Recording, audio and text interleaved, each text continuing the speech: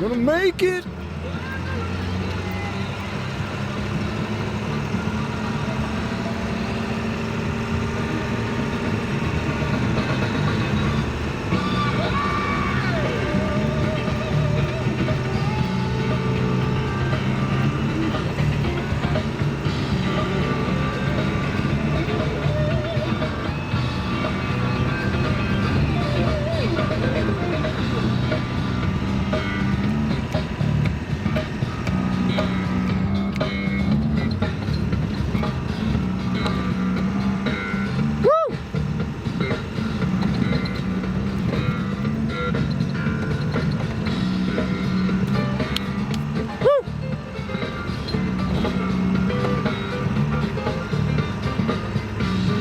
How do these guys play like that? That's what I want to know.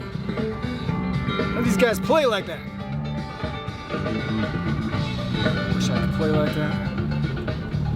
And I wish I could play the piano like that. Know what I'm saying? Jelly. I'll admit it, I'm jelly.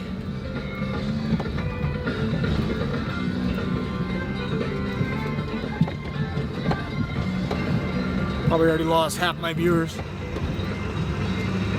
I don't even care. I don't even care at this point. I'm gonna make it. Yeah! I'm gonna make it. Pretty good. Practicing.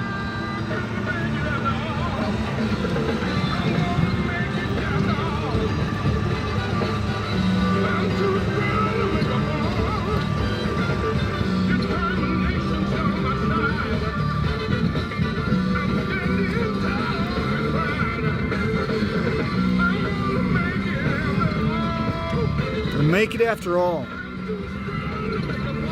Too strong to make a fall. I don't know what it just said.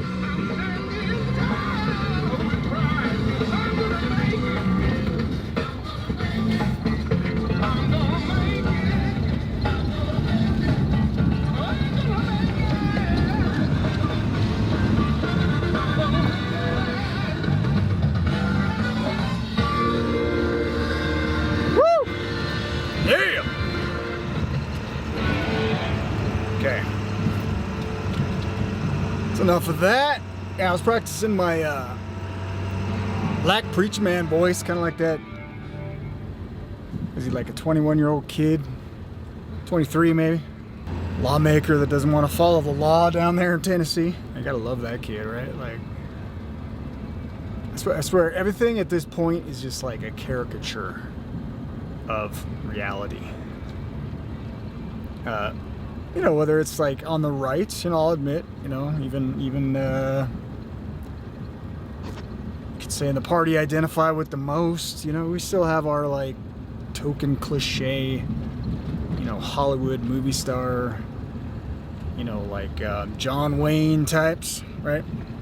Remember W? Went and bought a farm in Texas, started wearing a cowpoke hat and some jeans. Never got on a horse in his life because he was terrified of horses. And a little preppy from Maine.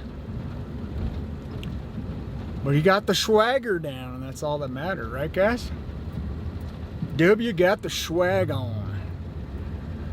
And so, yeah, it's either on the right, we're electing John Wayne, or on the left, you know, we're electing these young, hip, black kids that are acting like... Today in Tennessee, the Tennessee Three invoked the legacy of Dr. Martin Luther King Jr. when they spoke in Memphis outside the Lorraine Motel, where Dr. King was assassinated in 1968. Oh, God, this country is so up shit creek, that's all I'm saying. They're just saying on the news, before I left, it was actually from Scripps out of Chicago. I'm not sure why they're playing it on our news station other than the fact that we're dyed-in-the-wool blue state now, obsessed with, I swear every night, just obsessed with minorities, diversity, course, gun violence, right? So yeah, they had a little clip from Scripps out of Chicago about correlation between, and I mean, understandably coming out of Chicago, right? Correlation between mass shootings and gun violence and mental illness, the mental illness crisis, right? Of course, coming from the media that subjected us all to, 2+ years of psychological operations during COVID, and that's the other big elephant in the room irony as I see it. How much of that mental illness, and they're going through the list. I might post the video later, do a little, do a little recall later for a show of this, because I thought it was pretty fascinating. Some of the perceptions out there of people, and I've done a show on this in the past, ongoing interest of mine. Your actual statistics of getting shot in a mass shooting, how incredibly rare that is. Something up there in rarity, literally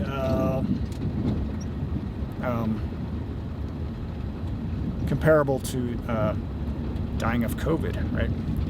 Something like 0.5% or something like that chances of dying in a mass shooting.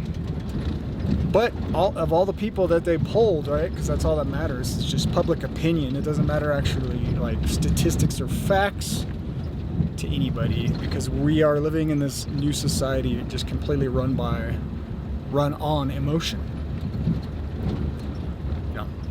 Sensationalism and hyper reactionaries, because that's how easy, if you can create a population like that just driven off of emotion, how easy is that to control, manipulate, poke and prod that mass of people this or that direction, usually driven by fear, anxiety, manufactured, of course, by your loving Mockingbird media. And that's my question, like, how much of this mental illness, let me finish what I learned from this clip from Scripps out of Chicago. Third time I think I've said that. Out of all the people they polled, the vast majority thought that in their lifetime they would see a mass shooting. Everybody in the workplace, and especially, they said, kids in school these days are suffering from, basically, they didn't word it this way, but mass mental illness, psychosis surrounding gun violence. And I'm like, my main question is, well, how much, elephant in the room, how much is that your responsibility? Corporate enemy of the people, Mockingbird, CIA-run news media. Try to get around a corner, real tight corners, switchbacks. Got to pay attention to this part. If you look at the actual statistics and how blown out of proportion this threat, this epidemic of mass shootings in our nation right now, which always seems to coincide with Democrats in the White House. Like, why is that? I wonder. Man, this place is busy. Everybody's coming home from work. Apparently, I'm going down to get water. Everybody's coming up. It's usually how I time things. It's always when there's a Democrat in the White House that we seem to have these outbreaks of gun violence and mass shootings and school shootings, with, of course, the predictable problem, reaction, solution, response from all the leftist lawmakers. Cries for more assault weapons bans, more gun laws in general. And they are, by the way, trying to push this same thing here in Colorado, the state I'm currently occupying. And some of the gun groups have, in fact, I'll post one if I pull it up, if I find one. Gun Owners of America, I think, was one of them. Rocky Mountain gun owners, I'm sure, warning against this bill, because what they're trying to do now is just slip it in there in this bill that anybody harmed in a mass shooting can now turn around and sue the gun manufacturers, right? This is like the dark age mentality of, you know, looking at this thing like this talisman, this holy relic, I guess. You know, this inanimate object that people are imbuing with all this evil, dark energy, right? Let's just frame it like that. And, you know, I hear from the left, it's funny, as soon as I start, you know, criticizing Trump, which I got to keep things balanced, right? Fair and balanced, guys.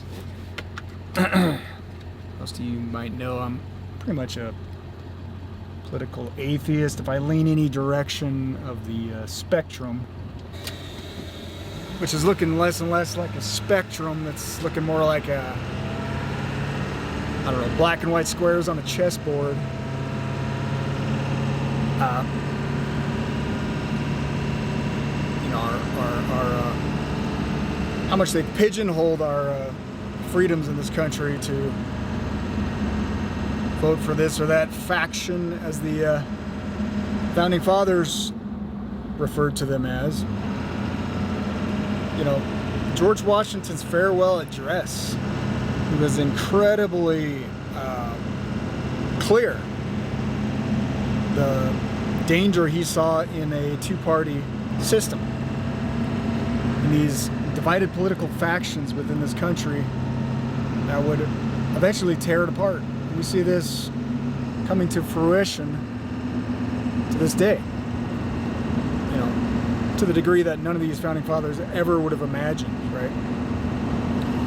And I think it was interesting, I was watching this old video, I know I get sidetracked, but I was watching this old video about the Red Scare, you know, the old Russian propaganda put out there by the Defense Department, these different agencies.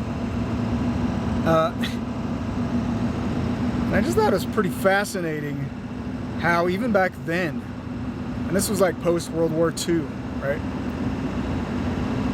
They were trying to warn people about fascists that might rise up. This was actually in the context, this one, we're watching several of these. I might actually post a couple of these. I thought a fun thing would be to do to kind of like that, what was that called? Like Mystery Theater or something like that. Now it escapes me. But they have the little robot guy and they'd all be sitting in the theater and they'd all be commenting on the video. Pretty dry, sense of humor. TV show classic. People will recognize it. I'll stick it up on the screen. Something like that. I might do something like that. Not as cheesy, of course, but so you can all sit along with me and discuss, maybe even a live, right? That'd be awesome. Do some live. You guys can chime in with your comments, and I can pause the video whenever I want, as long as we don't get too sidetracked or we completely lose the entire context of the movie we're watching. Anyway, some of these old videos, like, yeah, post World War II, anti-communism, right? Anti-fascism.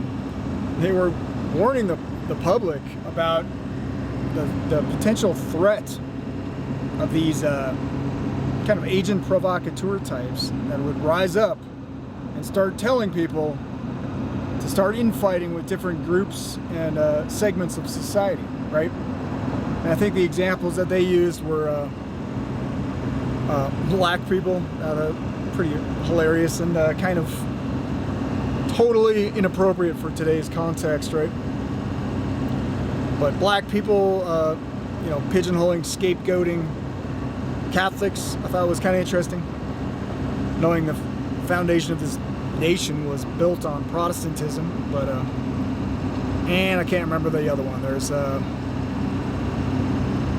blacks, Catholics. I think there's a third one. Anyway, but they're warning people of this this tendency of people to be divided on their different, you know, I think immigrants was one of them, And it's true, right? Does that mean that I'm all for illegal immigration? Hell no. If you're willing to assimilate to our, I know, let's just put it this way. I know some friends who pretty much them or their families made it to this country illegally. And that's why they're here to this day. But they also have an appreciation. Look at this. Little stubby longhorn sheep. It's always cool to see. I come down to get water at the Big Thompson here. What was I saying? That easy. I get sidetracked. But yeah, these people that I know that come from illegal immigrant families, they still have a respect, they still honor, and I think that's the main thing. They just have a respect for what they have here. And of course, some of them want to, bring more of their family from Mexico over here to the good life, right? And yeah, within moderation, I don't disagree with that. If I lived in a crap hole third world country, I know some people will argue that Mexico's not third world, but I mean, some parts, it's pretty borderline, guys. No, hope for upward mobility. You're just stuck where you're at. The peasant classes, Yeah, I probably want to get to America too. And that's what always made America great, is that it is the best place, thanks to the founding fathers and those Protestant principles that helped to form this nation. Greatest place to live on earth, right? Or so it's been. Up until recently, it seems, right? And there is this full-blown assault, and a lot of it's Psyops, man, the psychological operations. And I saw this, I spotted this right off the bat. And I'm kind of kicking myself, I never got to it yet, covering this Nashville shooter. And, I think I mentioned it in a previous rant.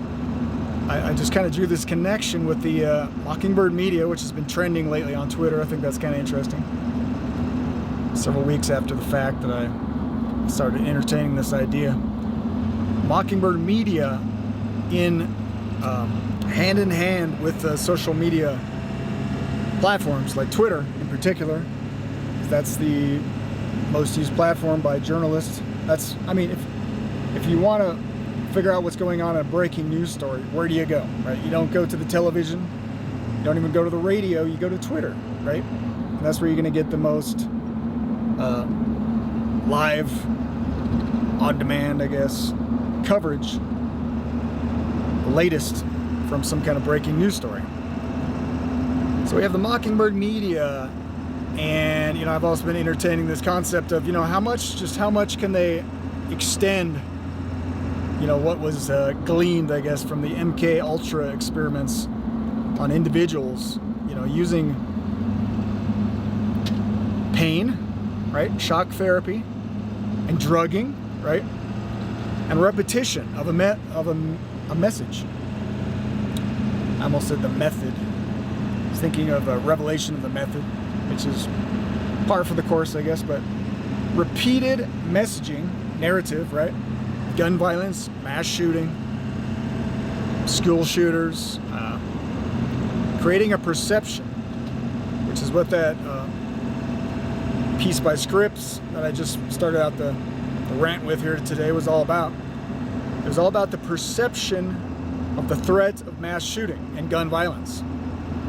Created by the Mockingbird media, by the way, and in a form of, because they're talking about mental illness, the rise in mental illness, especially in the youth, because what I've been witnessing lately is it's a psychological operation, trauma-induced brainwashing, and it's focused right now on the youth, on kids, going to school, not knowing each day if there's going to be another kid that's been bullied too much, or even from the right. Trans, they might get trans terrorist. Taking this inanimate object of a gun and making it responsible for mass shootings and killings, murder. A tool, right? I'm driving a car right now, and I might not be actually, like following all the recommended. You go to driver's ed, I'm doing everything they tell you not to do right now. So one could make the argument on some degree that I am kind of endangering, potentially, here I am incriminating myself. Yeah, myself and other people. But this is just a tool to get from point A to point B, right? It's a vehicle. And the gun is a tool. And yes, it's a very destructive tool. And yes, you can end one crazy person, right? One unhinged MK Ultra victim of the MASS Hysteria Mockingbird media can take far too many lives than they ever should have been capable of taking. I agree with that argument. And I agree with that argument that, and in most states, I think this is the fact, in this state in particular, yeah, if you have like serious mental illness, right, felonies, different things on your record, you're not going to be able to just run out and buy a gun. Now, from what I've heard, maybe in Tennessee that's not the case. Maybe that's why they're kind of whittling away, on what rights they can. I just think it's pretty ironic. And again, this scripting, this narrative of gun violence centering around the AR, which is what led me to this whole train of thought in the first place.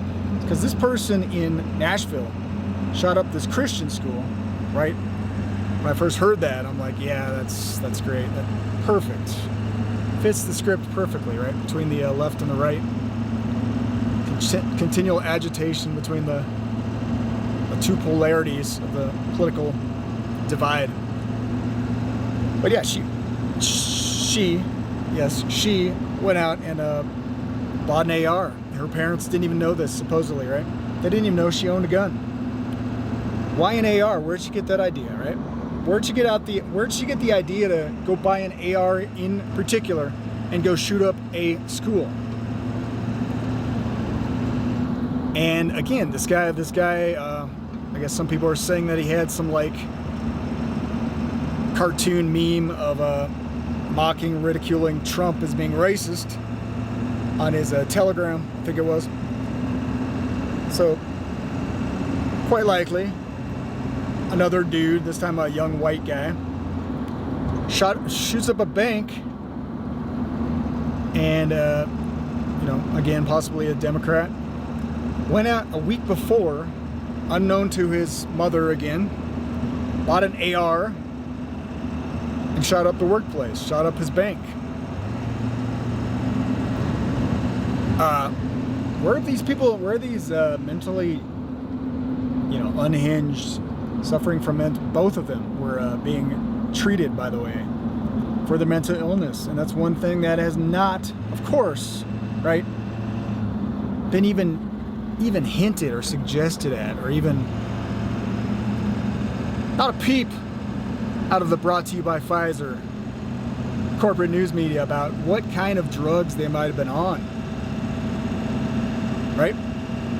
Psychotropic drugs, possibly, with certain side effects, many of which, by the way, these antidepressants, it just kind of like the old cremation of care ceremony, right? Bohemian Grove.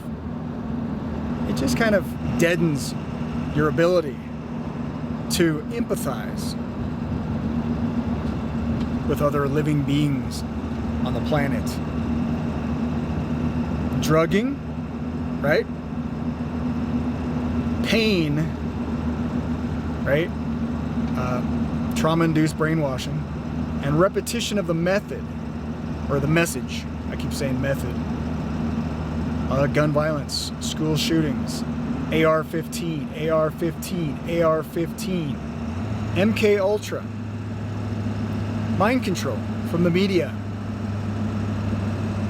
and the Mockingbird Media that's still, is on the CIA payroll.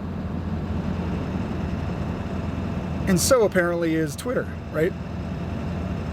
That's their little baby, right? They've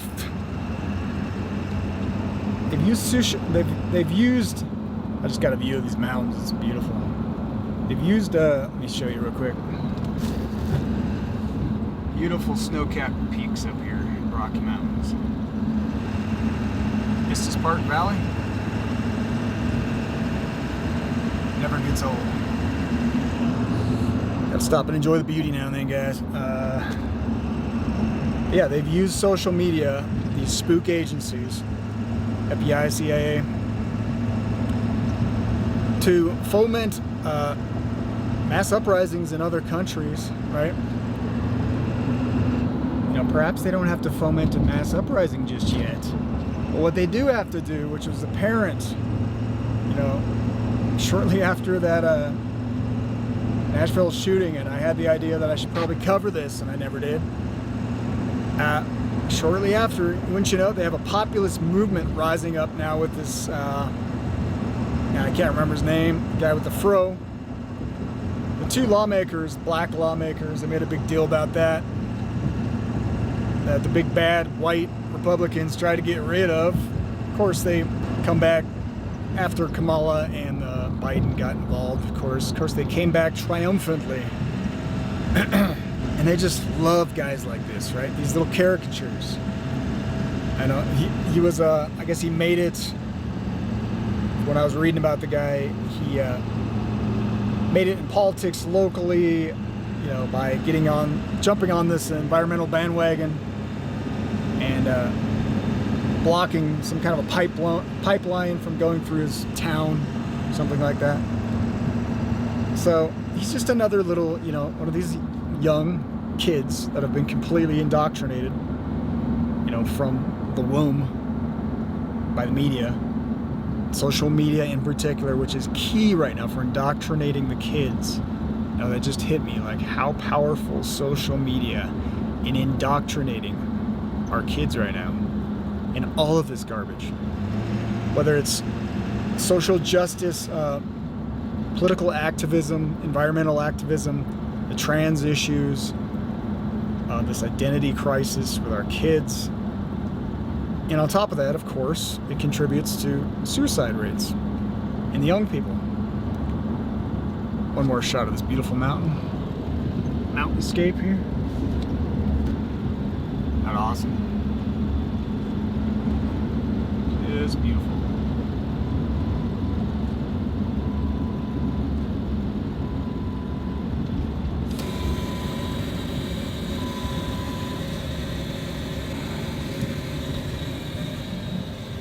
Just one moment, I gotta get some gas.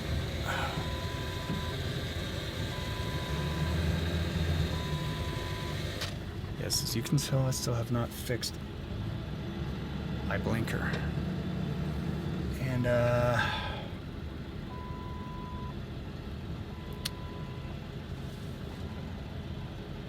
for that night watcher out there who, she gave me some funds to do just that, I do promise that I will still get it fixed.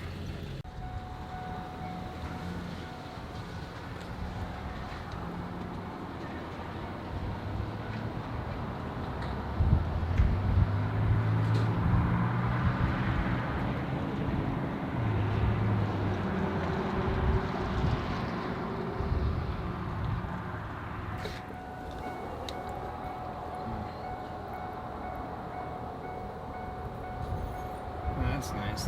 Didn't even click off for me.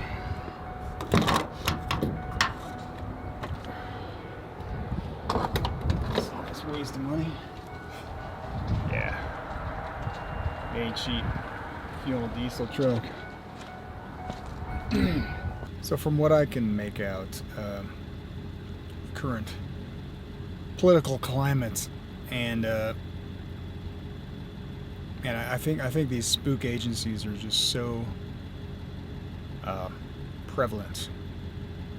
They've grown, they've gorged themselves off taxpayer dollars for so many decades and generations now. Back to the founding of the CIA, the OSS, Wild Bill Donovan, I think his name was. Catholic, Irish. Founding father, basically, of the CIA. You know, we had really, right, all good things start out with good intentions, right? We had a really believable fear climate at the time. And now it seems like they're trying to recreate, it's like this simulation of a Cold War. This Cold War simulation is that's what I'm terming it from here on out. You know, it's another war, it's another Red Scare, like some of these old propaganda shows I've been watching. Yeah, we have this, man, what's his name? I wrote it down on my grocery list. I knew I'd forget his name. Jack Teixeira. Jack Teixeira. I just call him Jack Tex. I like that better. Jack Tex. He's a National Guardsman. The Air National Guard in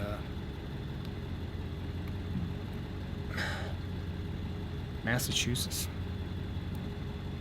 Sorry, this is literally my grocery list. But I wanted to make sure I got his name right. Yeah, he's a cyber transport systems journeyman, they say. 21-year-old kid, and they trusted this kid with sensitive, top secret documents regarding the war in Ukraine. Really? Really? 21-year-old kid. Yeah, a little hacker on and again, like, how many prongs can you think of? Like this is the question I always ask myself, especially when we're dealing with like intelligence breaches, intelligence leaks. You know, who benefits from all this? Mockingbird Press. All these headlines, right? The problem, reaction, solution. Who benefits? And he's hanging out with his little cyber buddies on Discord, right? Supposedly they were posting racist memes, right? Probably like any kid these days, poking fun at all the stupidity around racism in this country, and the woke left, Nazi propaganda constantly trying to tear young white kids down, white men in particular. So yeah, he was of course, you know, a neo-Nazi, whatever you want to label him. Young white male, right? White devils, as they used to call them in Japan. I think it was during World War II. But how does this kid come across all this sensitive information to put it out there on Discord? And like other people have asked, you know, they still can't find the leaker of the Supreme Court and all that, but they found this kid. Within a week, his digital footprint, right? I think it was like the New York Times or New York Post. I think the New York Times that supposedly tracked him down. So it wasn't that hard to find this dude, based on, again, the digital footprint. Because everything we do online is it's a rap sheet, basically, that can be used against us at any point in time. And that's where I see a lot of these, you know, flip back to the gun mass shooting and gun legislation issue. What do you think is going to happen when all of your life history on the internet, everything you've ever tweeted on Twitter, can be used against you to deprive you of that Second Amendment right to have access to a firearm? Not as far-fetched as one might think, really. But yeah, now we have this kid who's supposedly releasing, and the other prong on this little,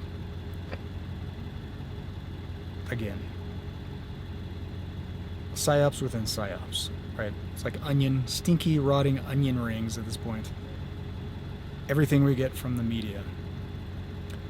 Another angle is, it does kind of, I see more and more on Twitter in particular, all this, take them with a grain of salt, but I see a lot of footage coming out of Ukraine of what looks to be pretty staged battle footage, right? Of the warfare going on in the streets and everything, and you got cameramen and microphone, boom mics, recording everything, right? Because it's a big show. And at the same time, we have a leak, right? An intelligence leak detailing all of the mass casualties going on, right? All the troop placements, the troop movements. I don't know, supposedly there's some troops on the ground already, like big surprise, right? I had some Romanian friends. They're like these students that come to a local church. They come up to work in the summertime. Last summer they were telling me that there were U.S. Convoys going through Romania. So big surprise that there's any troops on the ground already in Ukraine. But in any case, yeah, I'm sure they're helping with all the high quality video production. In any case, you come out with all these leaks, and it just kind of, if you read through some of them, I haven't read through them all yet, I just kind of glanced with today's news, going over a few articles, but they detail I think it was a 1-to-4 ratio of Russians killed versus Ukrainians. And supposedly, according to these numbers, right, what is it, like 74,000 dead Ukrainian soldiers? Really? Has anybody else out there seen anything remotely close to that for a kill count in one of these battles? Has anybody seen any mass burials of those kind of numbers of bodies? Really? Call me skeptical, but I am. And so just kind of like, this is, again, this Cold War simulation we're living in right now. Complete with Russian spies. This time they're not Russian spies, but they're some 21-year-old National Guards kid on Discord releasing top secret classified documents, right? Perhaps just speculating, were they planted? Were they given to him? Maybe they already knew he was kind of a subversive type, and they're just kind of like, here. Just kind of fed him a couple little intriguing looking documents. What else is a kid gonna do, right? And that poor kid, man, so I put out a meme, Patsy. Because I see this kid as nothing more than a patsy at this point for this big, again, multi-prong, layer within layer of stinking, rotting onion psyop put out by the intelligence agencies, right? The spook agencies, to convince the population, right, that all that money, all the taxpayer dollars, all that 100+ billion we're supposedly sending over there to Ukraine, it's all justified, right? Because this is a serious war right now going on. It's not just a TV show host comedian, Zelensky, over there playing the part of Rambo. So just kind of this latest leak just kind of adds more credibility, basically is what I'm saying, to this giant phony war. And yeah, this poor kid, he faces at least, one person put out, at least 20 years. I mean, that's not, I mean, he's 21 years old, he's an adult, and he is putting out classified documents. So it'll be interesting to see how that all turns out. The overhead footage of the guy. I guess this was the news choppers that were recording. These guys go full blown, like full military garb, right, to arrest this kid. He's just out there sitting out on the porch reading a book or something. We had the news helicopter overhead. He might not even known what the hell was going on at that point, right? He probably didn't even see the guys coming up the driveway. But this is the insane,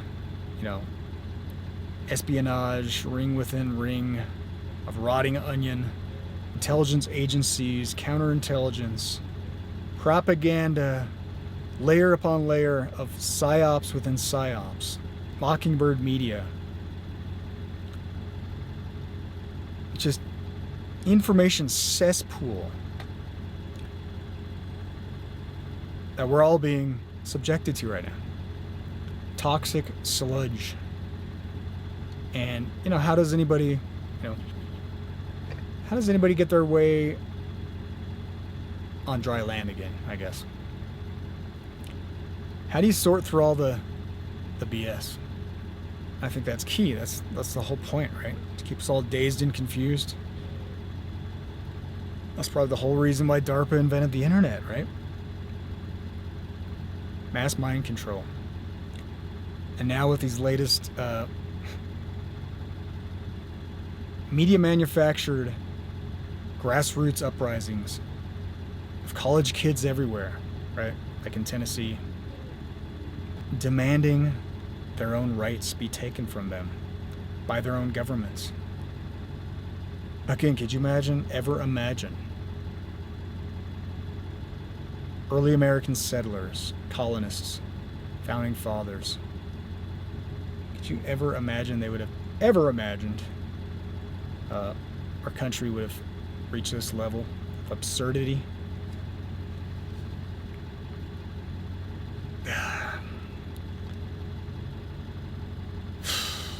It's insane.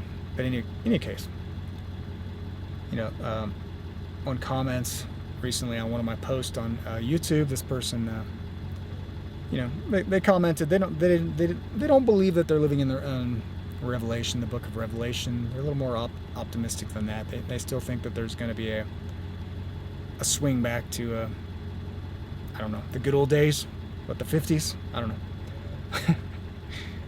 know. And it's not that I'm pessimistic. I don't know, I consider myself a realist, but when I read all of these prophecies in the Bible, as a Bible-believing Christian, right? That's the context. And with more and more insanity unfolding on this planet, I don't know how you can be anything other than a Bible-believing student of prophecy, right? At this point. I think all things have been foretold. I think God is the Alpha, the Omega, the beginning and the end. He is capable of seeing the end from the beginning, and all these things have been foretold. And if we don't have that lens, if we don't have that lamp right unto our feet in these dark times to see the road ahead of us, to know where that road is headed, right? We're going to be really, really confused, really distraught. It says men's hearts failing them for fear of what's coming on this earth. I hope people realize when they listen to me, I don't speak out of fear, right? Because in the end, book of Revelation, it does end on a good note, right? In the end, as I've been saying, God wins. Anyway, my battery light's flashing already on this camera. I think I've held y'all long enough. Lots to say today. A lot on my mind. Putting together another podcast soon. I hope you guys enjoyed the last few. Just keep pounding that digital pavement, even though I'm shadow banned to oblivion. I appreciate everybody that's supported the show. If you haven't yet, subscribe. Hit all notifications, even if you're already subscribed. Otherwise, you'll never see my videos when I put them out there. I put a lot of time into these videos, guys, so I think they're worth a watch, right? Anyway, this is Nightwatch N8. God bless everybody. Stay safe. Get right with God. Take the times in which we're living more seriously. And yes, look at the beauty. I'm looking at these beautiful snow-capped peaks right now. Enjoy life. Enjoy every moment. Enjoy your family. Cherish everything that God has given us. And yes, there are still things worth fighting for in all this darkness. God bless. Nightwatch N8, signing out.